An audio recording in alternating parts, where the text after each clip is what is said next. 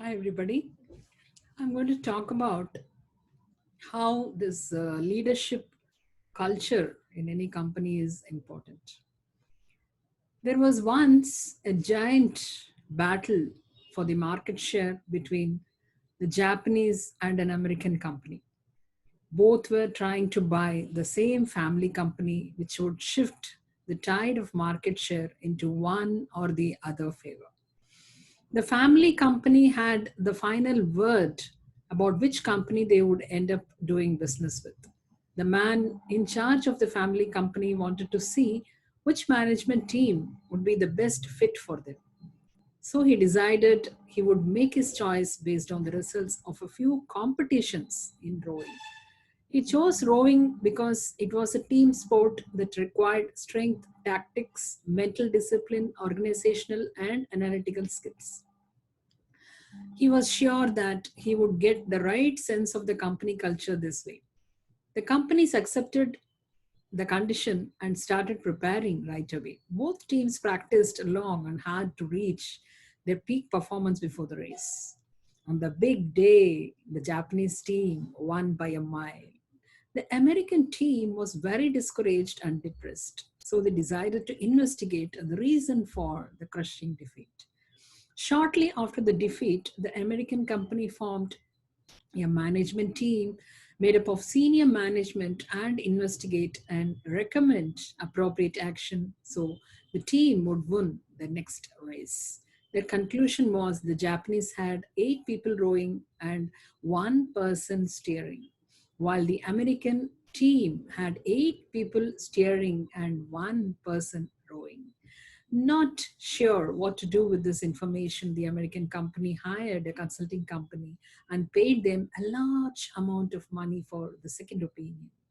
They advised that too many people were steering the boat while not rowing.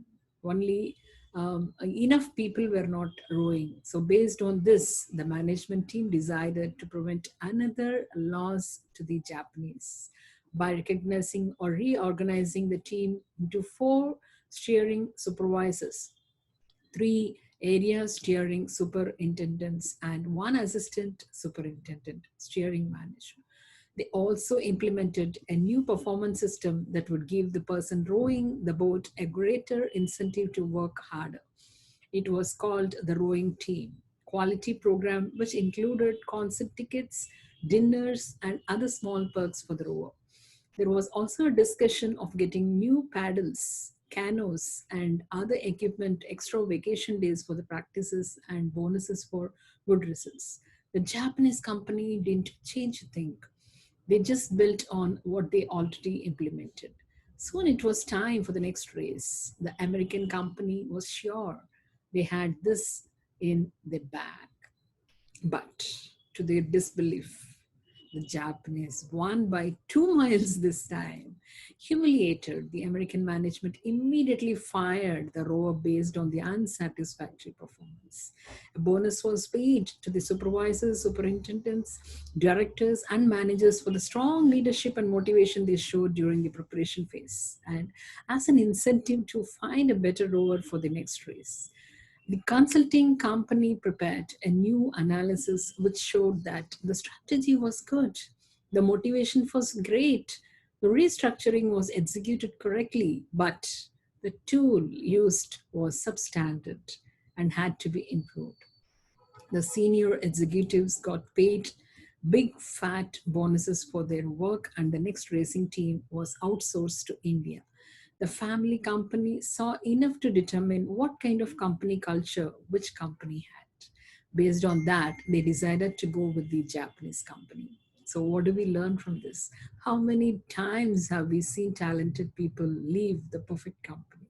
Some management teams still need to learn that it's not always about the money, but also about relationships, communication, and the how we do things around here.